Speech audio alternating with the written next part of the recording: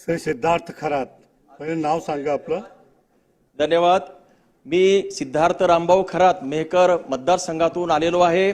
मेहकर हा मतदारसंघ पश्चिम विदर्भामध्ये येतो. महोदय, अध्यक्ष महोदय, आपणास माहिती आहे की पश्चिम विदर्भ आणि मराठवाडा यामध्ये सोयाबीनचं जे पिकाचं प्रमाण आहे ते 80% आहे आणि आपल्या भागातला जो शेतकरी आहे तो 80% पेरा आहे तो सोयाबीनचा तो पेरत असतो. आणि महोदय, सोयाबीनला नाफेडनी जी MSP आहे, मिनिमम सपोर्ट प्राइस, ही 4892 केलेली आहे.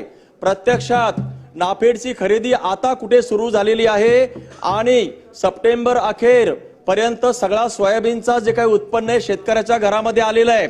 सोयाबीन हे 12 महिन्याचं कोरडवाहू पीक असल्यामुळं सगळ्या शेतकऱ्यांनी त्याचं कॅश क्रॉप म्हणून ताबडतोब जसं जमेल ते विकलं आणि त्या सोयाबीनचा जो भाव आहे शेतकऱ्याला 3500 ते 4000 पर्यंत मिळालेला आहे. आपलं MSP जरी 4892 असलं तरी शेतकऱ्यांनी कमी किमतीमध्ये ते सोयाबीन विकलेलं आहे. महायुतीनं आपल्या जाहीरनाम्यामध्ये, महोदय मला संरक्षण द्या, मला बोलू द्या अगोदर, मग नंतर बोला. आपण मला बोलू द्या, नंतर बोला.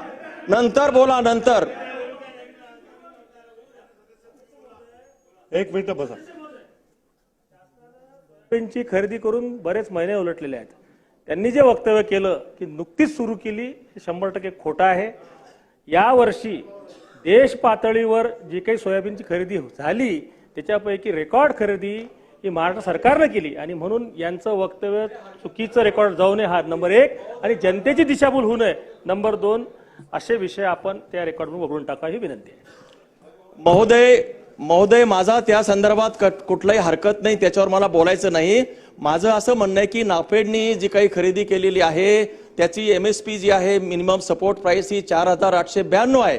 असं असलं तरी शेतकऱ्यांनी कॅश क्रॉप असल्यामुळं आणि 12 महिन्यामध्ये शेतकऱ्याचं एकमेव कॅश क्रॉप असल्यामुळं सप्टेंबरला जे त्याच्याकडे जे सोयाबीन आलेलं आहे त्याच्याकडे पैसे नसल्यामुळं जसं जमेल त्याने विकला आणि म्हणून त्यांनी 3500 ते 4000 मध्येच त्याचं सोयाबीन गेलेलं आहे. म्हणून आज जो काही सोयाबीनचं जे उत्पादन खर्च आहे आणि मिळणारं उत्पन्न आहे याच्यामध्ये मोठी तफावत आलेली आहे. म्हणून महायुतीने सुद्धा त्यांच्या जाहीरनाम्यामध्ये सोयाबीनला भाव देऊ असं म्हटलेलं आहे. माझी अशी या निमित्तानं माननीय मुख्यमंत्री महोदय आणि उपमुख्यमंत्री महोदयांना विनंती आहे की हा जो भाव फरक आहे 4892चा जो MSP ची किंमत आहे, या व्यतिरिक्त सर अगोदर ज्या शेतकऱ्यांनी खरेदी स्वस्तात केलेली आहे त्याचा भाव फरक हा 2000 ते 3000 रुपयाचा येतो आणि म्हणून हा जो भाव फरकाची जी रक्कम आहे 2000 ते 3000 ही प्रति क्विंटल शेतकऱ्याच्या खात्यामध्ये जमा करण्यात यावी.